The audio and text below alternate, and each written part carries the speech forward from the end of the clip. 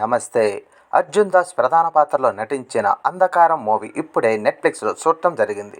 ఈ మూవీ ఎలా ఉందో ఒక్క ముక్కలో తెలుసుకుందాం. సూపర్ న్యాచురల్ జోనర్‌లో నడిచే కథ, చివరి వరకు సస్పెన్స్ థ్రిల్లర్‌గా కొనసాగే కథ, చివరి 40 నిమిషాలు అద్భుతంగా చూపించిన దర్శకుడు, ఇవన్నీ కలిసిందే 'అంధకారం' మూవీ. ఇక ఇండెప్త్ స్టోరీలోకి వెళ్తే, ఒక వినోద్ అనగా అర్జున్ దాస్ ఒక రూములో అద్దెకు ఉంటూ ఉంటాడు. మానసికంగా దెబ్బతిన్న తన స్నేహితుడు ప్రదీప్ను మామూలు మనిషిని చేయటానికి తను ప్రయత్నిస్తూ ఉంటాడు. ఈ విషయంలో ఆయనకు పూజ సహాయం చేస్తుంది. సామాజిక సేవల్లో ముందుండే పూజ అంధుడైన సూర్యని అనే యువకుడికి సహాయం అందిస్తూ ఉంటుంది. సూర్య ఒక ప్రభుత్వ లైబ్రరీలో పనిచేస్తూ ఉంటాడు. అతనికి ఏ పుస్తకం ఎక్కడుంటుందో తెలుస్తుంది. ఒకవైపు చదువుకుంటూనే మరోవైపు ఉద్యోగం చేస్తూ ఉంటాడు. అలాంటి అతనికి కిడ్నీలు డయాలసిస్ చేయాల్సి వస్తుంది. అలా చేయించుకోవాలంటే పెద్ద మొత్తంలో డబ్బు అవసరం వస్తుంది. గతంలో తన తండ్రి క్షుద్ర పూజలు చేస్తాడని, ఆ విద్యకు సంబంధించి ఒక పుస్తకంలో రాశాడని, తండ్రి సూర్యకు ఒక పెద్ద ఇల్లు తప్ప ఏమీ మిగల్చడు. ఒక బంగ్లాలో పేతాత్మ ఉందని, దాన్ని బంధిస్తే ₹1,00,000 ఇస్తామని సూర్యకి చెప్పడంతో, ఆ డబ్బు కోసం సూర్య తన తండ్రి రాసిన పుస్తకాన్ని చదువుతూ ఆ బంగ్లాలోని ఆత్మను ఒక సీసాలో బంధిస్తాడు. అదే సమయంలో కొంతమంది రౌడీలు వచ్చి సూర్యాని చంపి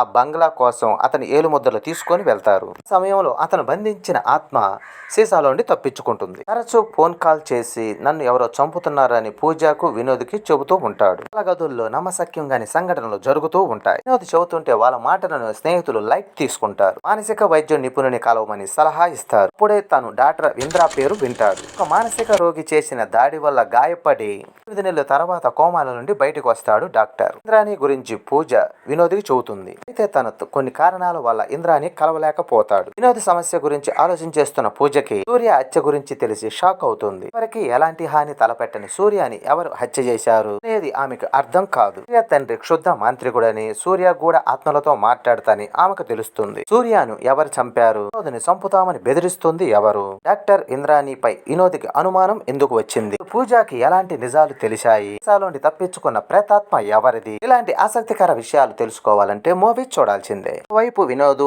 ఒకవైపు సూర్య, మరోవైపు డాక్టర్, 3 వైపుల నుండి ఈ కథ నడుస్తూ ఉంటుంది. ఈ సినిమాకి ప్రధానమైన బలం స్క్రీన్ ప్లే, కానీ సామాన్యుడికి అర్థం అవ్వదు.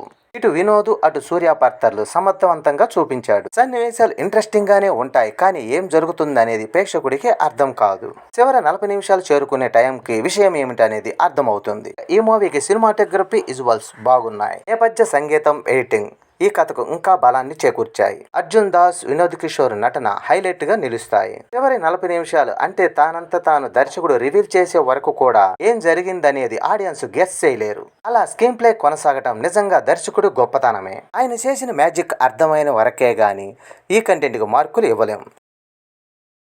మొత్తానికి 'అంధకారం' మూవీ ఒక హర్రర్ సస్పెన్స్ థ్రిల్లర్ గా తెరకెక్కించారు. ఈ జోనర్ ఇష్టపడే ప్రేక్షకులకి కంపల్సరీగా నచ్చుద్ది. ఈ మూవీ ఓటీటీయే కాబట్టి వన్ టైం చూసేయచ్చు. ఈ వీడియో నచ్చితే లైక్ చేయండి, షేర్ చేయండి, ప్లీజ్ సబ్స్క్రైబ్ చేయండి.